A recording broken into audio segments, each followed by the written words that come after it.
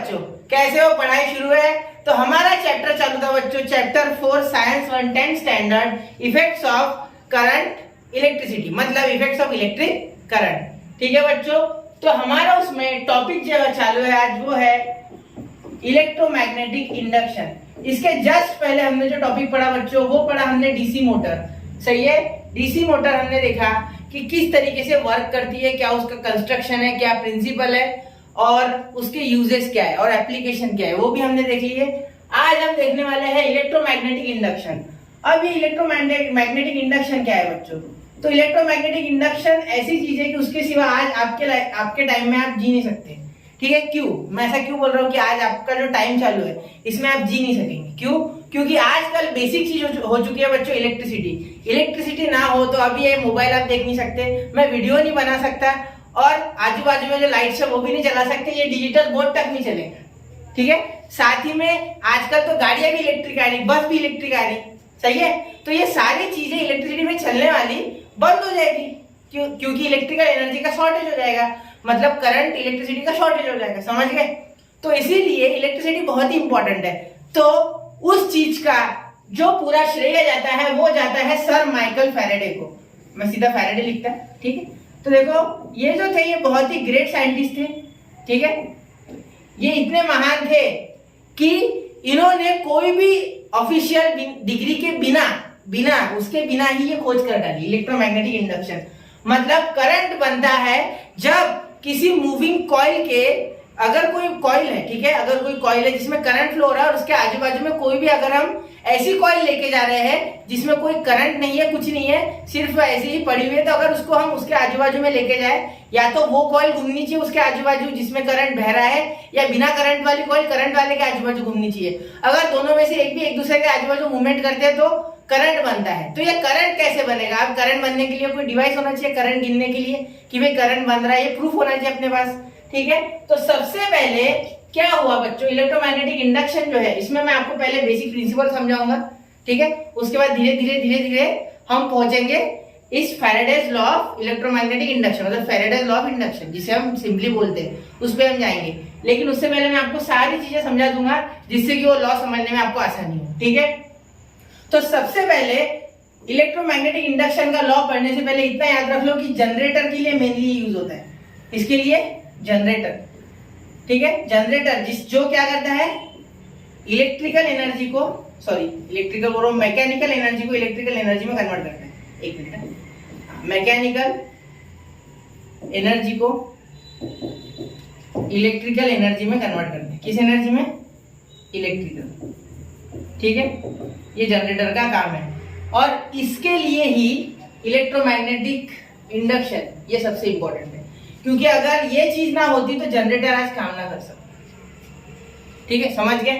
अब देखो आपको इस लॉ में जो बताया गया है वो इस तरीके से है कुछ। देखो, अगर हम ऐसे दो पोल्स ले ले, एक पोल ए बी ले ले, एक पोल बी ले ले। ठीक है, सबसे पहला एग्जांपल बता रहा हूं। ठीक है, और आप यहां अगर एक वायर रख दो जो कि P और Q पॉइंट के बीच में मूव कर रहा है इस तरीके से बीच में, ठीक है, और यहाँ नीचे मैं एक बार मैग्नेट लगा दूं, यहाँ समझ लो इसका साउथ पोल, यहाँ समझ लो नॉर्थ पोल, साउथ पोल ऊपर भी चलेगा। तो अगर ये मूवमेंट करता है इस तरीके से ऑसिलेटर इसमें, तो यहाँ अगर आप एक गैल्वेनोमीटर लगा दोगे, ठीक है, कॉइल को, तो इसकी सुई डिफ्लेक्ट करेगी। क्यों? क्योंकि किसी भी मूविंग कंडक्टर, मतलब देखो अगर किसी कंडक्टर को आप मैग्नेट के पास ले जाके अगर घुमा दे, सीधी सी बात, उसमें मोशन करा दे कोई, तो उस कंडक्टर में करंट बनता है, ऐसा बोला गया है। और ये चीज रियल है, तभी जनरेटर काम कर रहे हैं, सीधी सी बात है। तो पीछे यही फिगर हमें इस तरीके से दी गई है। देखो सेम है, इसमें दो पोल्स है, ये एक पोल, ये एक पोल, ये बीच में मैग्नेट, और ये ए पॉइंट, देखो ये ए और ये ए और ये बी। तो यहाँ ये इस तरीके से मोशन करेगा, जिसके कारण ये मैग्नेट यहाँ रखा है, इसलिए ये गैल्वेनोमीटर डिफ्लेक्शन शो करेगा, जिस कारण हम बोल सकते हैं कि करंट बन गया। इस करंट को नाम क्या है? तो इसे बोलते हैं बच्चों इंड्यूस्ड करंट। क्या बोलते हैं? Induced current. समझ गए? क्लियर है तक? अब इस इंड्यूस्ड करंट को गिनने के लिए भी कोई चीज चाहिए, तो उसे कहेंगे गैल्वेनोमीटर। क्या कहेंगे? गैल्वेनोमीटर। अब गैल्वेनोमीटर क्या होता है? गैल्वेनोमीटर वेरी स्मॉल करंट गिनने के लिए इस्तेमाल किया जाता है। आपने ये आपके लेबोरेटरी जो होती है साइंस लैब, वहां जरूर देखा होगा ये। ठीक है, तो गैल्वेनोमीटर वेरी स्मॉल करंट गिनने के लिए इस्तेमाल होता है। ठीक है, ये देखो, to measure very small current, to measure very small current, बहुत ही छोटा करंट गिनने के लिए हम गैल्वेनोमीटर का इस्तेमाल करेंगे। जैसे देखो 20 माइक्रो एम्पियर से लेके तो 50 माइक्रो एम्पियर तक का हाईली सेंसिटिव डिवाइस होता है। सही बात है, हाईली सेंसिटिव होता है, बहुत ही ज्यादा सेंसिटिव। क्योंकि देखो इतना सा कॉइल, इतना सा हमारा वायर, इतना सा मैग्नेट, उसके बीच में जब वो मोशन करेगा तो क्या इतना करंट बन जाएगा कि एकदम से आपके यहाँ पे डायरेक्ट दिवाली हो जाएगी? नहीं, थोड़ा सा बनेगा। तो उस थोड़े से करंट को गिनने के लिए हम इस्तेमाल करते हैं गैल्वेनोमीटर। समझ गए? To measure a very small current, it is used to measure a very small current which is always in micro ampere. समझ गए? मतलब आपके यहाँ का करंट नहीं गिन सकते आप, माइक्रो एम्पियर, बहुत ही छोटा नन्ना मुन्ना सा करंट। समझ गए? चलो, तो अब यहाँ देखेंगे हम और एक इसी का जो टाइप होता है, वो आपके टेक्स्ट बुक के पेज नंबर 57 में शायद ही दिया है। ठीक है, यहाँ पेज नंबर अच्छे से दिख नहीं रहा है। तो देखो यहाँ हमने अब पहले इसमें क्या किया कि एक ऐसे इस वायर को यहाँ हिलाया, तो जिस कारण से यहाँ गैल्वेनोमीटर वायर को जब मोशन दिया तो गैल्वेनोमीटर की जो सुई है, जो पॉइंटर है, वो डिफ्लेक्ट हुआ। अब हम क्या करेंगे, इस तरीके से एक कॉइल ले लेंगे, ठीक है, और इसे एक बैटरी से कनेक्ट कर देंगे, ये प्लस ये माइनस, और यहाँ एक दूसरा कॉइल ले लेंगे। सपोज ये इस तरीके का कॉइल है, ये ऐसी है, इसे नीचे हम गैल्वेनोमीटर लगा देंगे। क्या लगा देंगे? गैल्वेनोमीटर, जी यहाँ लिख देता। ठीक है, अब यहाँ मैं सुई नहीं बता रहा हूँ, ऐसे बाहर बता देता। ठीक है, तो अब अगर ये इसके आजू बाजू में मूव करे या ये इसके आजू बाजू में मूव करे, दोनों में से कोई भी इस तरीके से अगर मूवमेंट करता है एक दूसरे के आसपास जाके, तो गैल्वेनोमीटर का पॉइंटर क्या शो करेगा? डिफ्लेक्शन। क्या शो करेगा? डिफ्लेक्शन। क्यों? क्योंकि इसमें क्या बन गया बच्चों? इंड्यूस्ड करंट बन गया। क्या बन गया? Induced current. अब देखो, अब इतना बड़ा जुगाड़ हाथ से लेंगे क्या? मतलब बड़ा सा जनरेटर लगाएंगे जिससे कि पूरे दुनिया को रोशन करने चले या सिटी को रोशन करने चले, और उसे हाथ से हिलाएंगे क्या? नहीं, इसी के लिए जुगाड़ बना। उस जुगाड़ को कहा गया है जनरेटर। क्या कहा गया है? जनरेटर। अब साइंटिस्ट को समझ में आ गया कि अगर किसी भी मैग्नेटिक फील्ड में अगर हम कोई भी कंडक्टर को या कोई भी आप समझ ऐसी चीज जो इलेक्ट्रिसिटी कंडक्ट करती है, उसको अगर हम उस कॉइल मैग्नेटिक फील्ड में अगर मोशन में ला ले, मोशन कराए उससे, तो उससे एक करंट बनेगा जिसे कहेंगे इंड्यूस करंट, और इस करंट का इस्तेमाल करके हम सारे दुनिया को रोशन कर सकते हैं। ये हम सीख चुके। Law of electromagnetic induction given by Michael Faraday in 1916 ही था ना? हाँ, 1916 ही था। हाँ, बराबर है, 1916 में था, इन्होंने दिया था ये लॉ। ठीक है, Faraday's law of electromagnetic induction. ठीक है, क्लियर है? यहां तक समझ गए? 1931 में 1830। ठीक है, चलो अब आगे बढ़ते। अब यहाँ ये तो समझ गए कि इस मैग्नेटिक फील्ड में जब हम कोई भी कॉइल लेके आएंगे और उसे इस तरीके से मूवमेंट कराएंगे तो उस मोशन के कारण करंट बनेगा, ये सीख गए। ठीक है, अब आगे, अब इसे देने के लिए, इसे प्रूफ करने के लिए या इसकी डायरेक्शन वगैरह देखने के लिए कोई लॉ भी चाहिए जिससे हमें इसकी डायरेक्शन मिले, किस डायरेक्शन में करंट जा रहा है भाई, किस डायरेक्शन में मैग्नेटिक फील्ड है, किस डायरेक्शन में मोशन हो रहा है, ये सारी चीजें पता होनी चाहिए। तो जैसे हमने वहां मतलब हमारे डीसी मोटर में हमने कौन सा लॉ इस्तेमाल किया था? Fleming's left hand rule. तो यहाँ हम इस्तेमाल करेंगे फ्लेमिंग्स राइट हैंड रूल। ये लेफ्ट हैंड रूल पिछले डीसी मोटर में, इस बार right hand rule, Fleming's right hand rule. तो देखो, फ्लेमिंग्स राइट हैंड रूल में आपको उसी तरीके से रखना है आपकी फिंगर्स जिस तरीके से आपने फ्लेमिंग्स लेफ्ट हैंड रूल में रखी थी। ठीक है, अब इसमें देखो, सबसे पहली चीज जो ये ऊपर हमारा थंब पॉइंट कर रहा है, इसे क्या कहेंगे? Motion of the conductor. मतलब ये हमारा जो कंडक्टर है, जो कोर है, ठीक है, जो आर्मेचर कॉइल है, जो अंदर घूमती है जनरेटर के जो ऊपर केसिंग होती है उसके अंदर जो घूमती है, वो इस तरीके से होगी, इस दिशा में घूमेगी। इस दिशा में क्या जाएगा बच्चों? हमारा मैग्नेटिक फील्ड, और ये हमारा इंड्यूस करंट। ये मिडल फिंगर यानी इंड्यूस करंट, ये फोर फिंगर यानी हमारी मैग्नेटिक फील्ड, और ये ऊपर वाला थंब यानी फोर्स ऑन द कंडक्टर, मतलब मोशन ऑफ द कंडक्टर। समझ गए? अब ये यहाँ आपको फ्लेमिंग्स राइट हैंड रूल में मिल जाएगा। ये देखो आपके इसमें ऐसी फिगर भी है, ठीक है। अब फैराडेज लॉ ऑफ इंडक्शन क्या है? देखो, current is induce in a coil when it moves aside from front of the solenoid.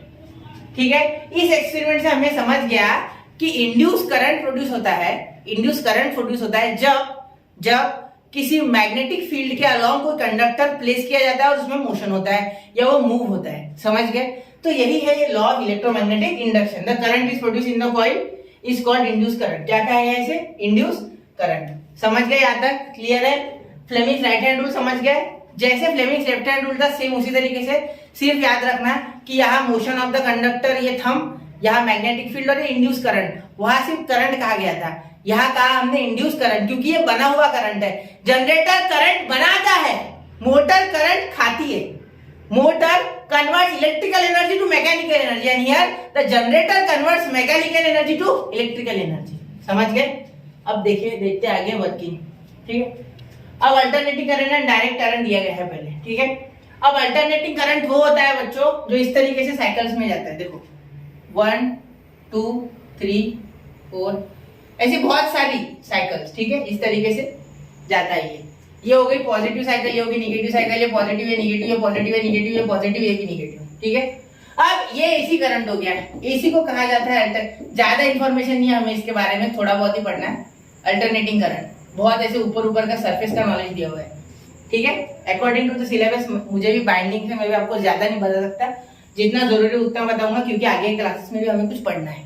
अभी फिलहाल हमें स्टडी ओरिएंटेड रहना है और साथ ही में कंसेप्ट को लेते लेते आपको एग्जाम भी देखना है कि एग्जाम में आपको किस तरीके से स्कोरिंग हो। ठीक है, हर एक सब्जेक्ट पढ़ना है, क्योंकि ठीक है, ऐसा मत करना कि साइंस तो साइंस ही पढ़ रहे, दूसरा सब्जेक्ट पढ़ ही नहीं रहे। ठीक है, सारे पढ़ना।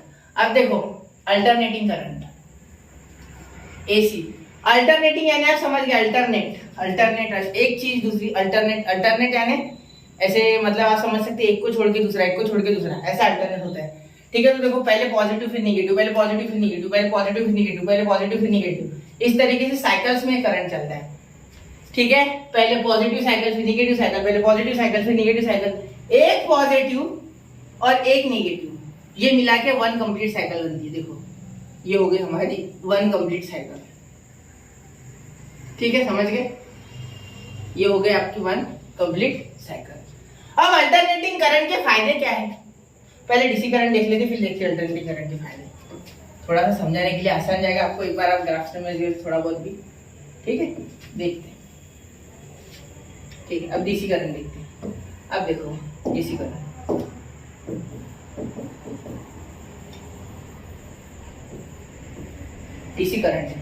डीसी करंट इस तरीके से जाता है, उड़ गया वोल्टेज, बस हो गया, इससे ज्यादा कुछ नहीं। यह है इंक्रीजिंग डीसी, यह है डिक्रीजिंग डीसी, और ये स्टेबल डीसी। या तो एक तो ये बढ़ता है, या तो कम होता है, या तो स्टेबल रहता है। ठीक है, और ये हो गई हमारी करंट की, करंट गिनने की माप क्या है? एम्पियर। क्या बोलते हैं आप? एम्पियर। करंट मापने का यूनिट हमारा क्या है? एम्पियर है। ठीक है, और ये फॉर टाइम टी, ये हमारा टाइम टी। ठीक है, समझ गए? यह ये भी टाइम है, ये टाइम है, विद रिस्पेक्ट टू टाइम है, और ये है आपका एम्पियर में करंट। ठीक है, अब देखो यहाँ एक तो करंट बढ़ा, या तो वो स्टेबल रहा या तो गिर गया, बस ये स्ट्रेट जाता है, कोई इसमें कोई वेरिएशन नहीं, कुछ नहीं। ये वेरिएबल है, ये क्या है? वेरिएबल, मतलब ये साइकिल्स में फ्लो हो रहा है, ये नहीं हो रहा है, ये सीधा सीधा एक तो जा रहा है, या तो आ रहा है, या तो बंद हो रहा है, या तो चल रहा है, दोनों में, ऑप्शन नहीं इसके पास। ठीक है, हमारे यहाँ एसी करंट क्यों इस्तेमाल करते होंगे बच्चों? देखो एसी करंट में जब दूर तक ट्रांसमिशन करना होता है, दूर तक जब एसी करंट ट्रांसमिट करना होता है, तो पहली बात तो सबसे इंपॉर्टेंट, उसमें पावर लॉस कम होता है। क्या होता है? पावर लॉस कम होता है, और वो इजीली ट्रैवल करता है। ठीक है, और ऊपर से और एक चीज फायदेमंद है कि इसका कॉस्ट भी कम आता है, और इसे स्टेप अप और स्टेप डाउन करना आसान है। स्टेप अप या स्टेप डाउन थ्रू ट्रांसफार्मर हम आसानी से कर सकते हैं एसी करंट को, as compared to DC current. ऊपर से जो डीसी करंट है बच्चों, डीसी करंट क्या है? उसमें दूर तक ट्रांसमिट करने में पावर लॉस कंपैरेटिवली ज्यादा है with respect to AC current, इसीलिए भी डीसी करंट इस्तेमाल नहीं कर सकते। ठीक है, और एक चीज बहुत इंपॉर्टेंट है कि डीसी मोटर्स जो होती है, जो डीसी से चलने वाले अप्लायंसेस है, उनकी लाइफ जनरली एसी मोटर से कम होती है। क्यों? ऐसा क्यों? अब सुन लो। इसलिए क्योंकि डीसी मोटर्स में पार्ट ज्यादा होते हैं as compared to AC Motors.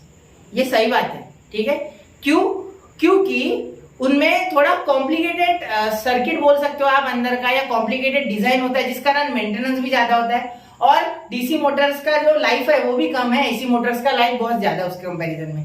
इसीलिए हम एसी करंट ही देते हैं। और जो इंडिया में एसी करंट चलता है वो होता है 50 हर्ट्ज। कितने साइकिल्स? 50 हर्ट्ज। मतलब ऐसी 50 साइकिल हो रही है इन 1 सेकंड। 1 सेकंड में 50 साइकिल। 50 हर्ट्ज का मीनिंग है 1 सेकंड में ऐसी 50 साइकिल्स हो रही है। और अमेरिका में 60 हर्ट्ज। यूनाइटेड नेशन बोला है, हाँ, यूनाइटेड नेशन में 60 हर्ट्ज। ठीक है, खा गया वो, दूसरे देश का हमें लेना देना नहीं, फिर भी देख लेते हैं। 60 हर्ट्ज इसमें लिखा नहीं है, ठीक है।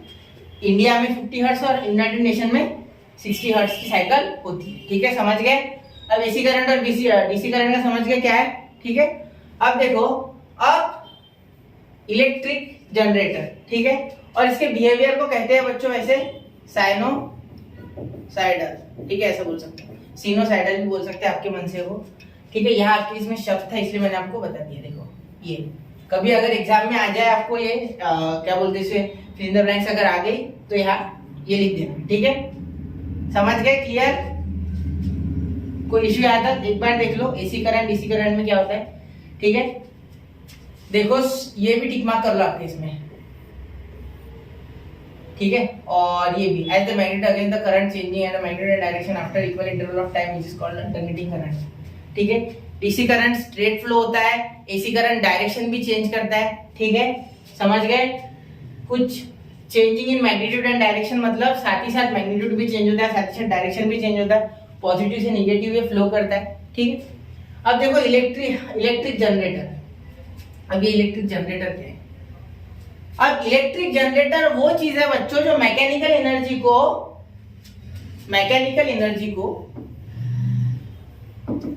इलेक्ट्रिकल एनर्जी में कन्वर्ट करता है। कौन सी एनर्जी में? Electrical energy. अब देखो सबसे इंपॉर्टेंट चीज इसमें, सेम डीसी मोटर जो था उसी के जैसा थोड़ा बहुत इसका कंस्ट्रक्शन होता है। देखो दो चीजें तो फिक्स है, एक तो मैग्नेट, ये देखो यहाँ 2 मैग्नेट है, एक ये और एक ये मैग्नेट, ठीक है। इसे बड़ा कर दो एक बार थोड़ा,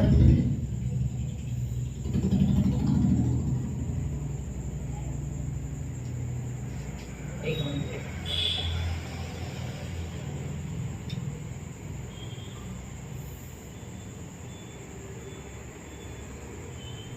देखिए, अब देखो क्या क्लियर दिखे। अब ये देखो, ये नॉर्थ पोल, ये साउथ पोल, यहाँ एक तो हॉर्सशू मैग्नेट लगा है, या एक मैग्नेट का नॉर्थ पोल यहाँ और उसी मैग्नेट का अपोजिट साउथ पोल यहाँ, ठीक है। अब देखो एक मैग्नेट नहीं है, 2 मैग्नेट है, तो एक का नॉर्थ पोल रखो, एक का साउथ पोल रखो, ठीक है। North to south magnetic field होता है, ठीक है। अब यहाँ बच्चों स्प्लिट रिंग्स लगे, ये भी है, देखो ये रिंग्स है, रिंग्स पूरे, स्प्लिट नहीं है यहाँ पूरे रिंग्स लगे, ठीक है। जैसे ये रिंग्स किसके बने, हमारे कॉपर के, क्या के, कॉपर के शीट को हमने कट करके लगा दिया, ऐसा समझ सकते हैं, ठीक है। अब ये कार्बन ब्रशेस है जो कंटिन्यूअसली कांटेक्ट में विद द सर्किट, और ये है गैल्वेनोमीटर, ये क्या लगा है, गैल्वेनोमीटर, ठीक है, समझ गए। अब देखो, अब यहां से करंट फ्लो हो रहा है इस तरीके से, ठीक है। तो ये करंट जब फ्लो हो रहा है, ठीक है, ये करंट जब फ्लो हो रहा है तो यहाँ जो मैग्नेटिक फील्ड बना हुआ है, ठीक है, इस मैग्नेटिक फील्ड के हिसाब से अगर हम अब डायरेक्शन निकालें इंड्यूस करंट की, तो देखो कैसे बनेगी। ये करंट है, ठीक है, ये करंट का है, ये करंट, ये हमारा मैग्नेटिक फील्ड, तो ऊपर की दिशा में एबी पे लगेगा, ठीक है, फोर्स जो है मोशन ऑफ द कंडक्टर का ऊपर, देखो राइट हैंड, तो ये आपका हो गया करंट, ये आपका हो गया मैग्नेटिक फील्ड, ये आपका हो गया मोशन ऑफ द कंडक्टर। तो current, magnetic field, motion of the conductor, मतलब ए बी ऊपर जाएगा और सी डी नीचे आएगा, क्लॉकवाइज डायरेक्शन, ठीक है। तो करंट फ्लो हो गया, क्योंकि इसके अंदर मैग्नेटिक फ्लक्स बनता है। अब याद रखना है मैग्नेटिक लक्स नहीं, मैंने फ्लक्स बोला, ठीक है। वो फ्लक्स कट डाउन होने के कारण, इसके मोशन के कारण इन इलेक्ट्रॉन्स पे, वायर के अंदर जो इलेक्ट्रॉन्स होते हैं उस पे फोर्स लगता है और उसी फोर्स के कारण इंड्यूस करंट बनता है और इंड्यूस करंट के कारण ही वही करंट हम इस्तेमाल करते हैं एज इलेक्ट्रिसिटी, इंड्यूस करंट बनता है। ठीक है, इंड्यूस करंट के कारण ही हम इसे जनरेटर कहते हैं, क्योंकि इसमें करंट इंड्यूस हो रहा है आगे से, हम करंट दे नहीं रहे, हम करंट ले रहे हैं। और इस एक्सल या शाफ्ट को घुमाए बिना हम अंदर का कॉइल नहीं घुमा सकते और इसे घुमाने के लिए हम या तो हमारी टरबाइन जो होती है, टरबाइन घुमाएंगे सबसे पहले, और टरबाइन को घुमाने के लिए या तो हम डीजल, पेट्रोल या आप बोल सकते हैं डैम वाटर, मतलब जो होता है ना हाइड्रोइलेक्ट्रिक पावर स्टेशन, वो न्यूक्लियर पावर स्टेशन, बॉयलर, जो बॉयलर हमारा होता है थर्मल पावर स्टेशन पे, उसके सहारे ये पूरा हम चलाते हैं। मतलब जब तक ये टरबाइन नहीं घूमेगा, टरबाइन घूमेगा तो साथ साथ में कॉइल घूमेगा, कॉइल घूमेगा मैग्नेटिक फील्ड के बीच, मैग्नेटिक फील्ड के बीच कॉइल घूमने के कारण जो मैग्नेटिक फ्लक्स बना है वो कट डाउन होगा, वो कट डाउन होने के कारण क्या होगा, यहाँ इंड्यूस करंट बनेगा और वो इंड्यूस करंट इसके थ्रू, ठीक है, इसके थ्रू इस तरीके से फ्लो होगा। और ये फ्लो होने वाला करंट एसी है या डीसी है ये कैसे पता चलेगा, तो एसी करंट जो होता है ये गैल्वेनोमीटर की बार बार सुई इस तरीके से पॉजिटिव नेगेटिव घूमती रहेगी। जब तक ये पॉजिटिव नेगेटिव घूम रहे तो ये समझ लेना एसी करंट है, वरना अगर एक जगह रुक गई तो समझ लेना कि ये डीसी करंट है, क्योंकि डीसी करंट के बाद गैल्वेनोमीटर की सुई डिफ्लेक्ट नहीं करेगी, पॉइंटर डिफ्लेक्ट नहीं करेगा। अगर सुई या पॉइंटर डिफ्लेक्ट कर रहा है, मतलब सुई पॉइंटर एक ही चीज है, जब डिफ्लेक्ट कर रहा है तो आप समझ लेना कि ये एसी करंट है। समझ गए इसका वर्किंग, कोई मुश्किल नहीं है। फ्रेमिंग राइट हैंड रूल आपको याद होना चाहिए, ठीक है। उसके बाद आपको ये पता होना चाहिए कि टरबाइन को बाहर से शक्ति देनी है, या तो डीजल से या तो पेट्रोल से, मतलब आपने देखा होगा डीजल पेट्रोल से जनरेटर चलते हैं जनरली ज्यादातर हॉस्पिटल्स वगैरह में, ठीक है। और हम जो हमारी सरकार ने जो जनरेटर्स लगाए हमारे लिए इलेक्ट्रिसिटी के लिए, वो है कोल से रिलेटेड, मतलब थर्मल पावर स्टेशन, या तो हम विंड एनर्जी लेते हैं, विंड एनर्जी से चलाते हैं, या तो हम चलाते हैं हमारे न्यूक्लियर पावर स्टेशन से, ठीक है, या डैम पे तो पता ही आपको हाइड्रो इलेक्ट्रिक पावर स्टेशन। तो इस तरीके से इससे वो एक्सेल चलाएंगे, एक्सेल के बाद कॉइल घूमेगा, कॉइल अंदर घूमेगा तो मैग्नेटिक फ्लक्स के बीच में मैग्नेटिक फ्लक्स जो है वो कट डाउन होगा मैग्नेटिक फील्ड के कारण बनने वाला, और उसमें आप मैग्नेटिक फील्ड समझो, फ्लक्स को भूल जाओ। तो जिस कारण से इसके अंदर जो इलेक्ट्रॉन्स है आपके कॉइल के अंदर, इसके ऊपर फोर्स लगेगा, जब इलेक्ट्रॉन्स को फोर्स लगेगा तो वो एक दिशा में जाएंगे, एक दिशा में जाएंगे तो करंट बनेगा, और उसी करंट को हम इंड्यूस करंट कहते हैं, और उसी करंट के कारण इसे हम जनरेटर कहते हैं, क्योंकि ये करंट दे रहा है, करंट ले रहा है क्या, नहीं, ये मैकेनिकल एनर्जी को इलेक्ट्रिकल एनर्जी में कन्वर्ट कर रहा है, ठीक है। और जिसी के कारण आज हमारे घर और हमारे ऑफिसेस या जहां भी आप जाते हो वहां इलेक्ट्रिकल एनर्जी के कारण हर दिन दिवाली है, ठीक है। अब पहले जैसा लगता है कि पहले ऐसे सपोज जब इलेक्ट्रिसिटी नहीं होती होगी तो सोचो रोड पे कितना अंधेरा, कितना, आजकल देखो हर जगह लाइट, दिन में रात में भी ऐसा लगता है कि भाई आज दिवाली है, समझ गए। तो इसी के साथ यहाँ हमारा एक चैप्टर पूरी तरीके से खत्म होता है, एक बार चेक कर लेता हूँ, ठीक है। यहाँ ये चैप्टर हमारा लास्ट टॉपिक था, ये जनरेटर। अब जनरेटर के साथ ही हमारा ये चैप्टर होता है बच्चों खत्म। तो यहाँ आपको सिर्फ बोला गया है कि अगर आपको डीसी जनरेटर बनाना है तो किस तरीके से बनाएंगे। तो डीसी जनरेटर के लिए याद रखना स्प्लिटरिंग आप डीसी मोटर की तरह लगा देना। एसी में क्या किया था, पूरा स्प्लिटरिंग लगाया था, देखो यहाँ आपने पूरा स्प्लिटरिंग लगाया था, देखो ये पूरा गोल, ये पूरा गोल। तो इसको सिर्फ आपको क्या करना है, स्प्लिटरिंग को बीच में से ये शीट जो है ये ऐसे कट कर देनी है, ठीक है। इस तरीके से आपको ये शीट कट कर देनी है और ऐसे वापस से दो ऐसे बना लेने, ठीक है। तो ये दो इस तरीके से यहाँ लगा देना और इसे डायरेक्टली कनेक्ट कर देना ये बीच में से, ठीक है। मतलब ये आधा आधा खत्म कर देना, ये पूरी रिंग को आधा काट के उसके दो ब्रशेज चिपका देना, हो गया बस डीसी मोटर की तरह, और वही बन जाएगा आपका डीसी जनरेटर। सिर्फ आपको किसी और एनर्जी के सहारे उस कोर को अंदर घुमाना है, ठीक है, मैग्नेटिक फील्ड के। तो इसी के साथ मिलते हैं अगले लेक्चर में, अगले चैप्टर में। तब तक के लिए पढ़ते रहे, आगे बढ़ते रहे। इसके एक्सरसाइज भी लाऊंगा, इसके क्वेश्चंस भी लाऊंगा, लेकिन आपको नोट्स खुद से बनाने हैं। तब तक के लिए पढ़ते रहे, आगे बढ़ते रहे। जय हिंद, जय भारत। किती वेळ झाला रे बाबू?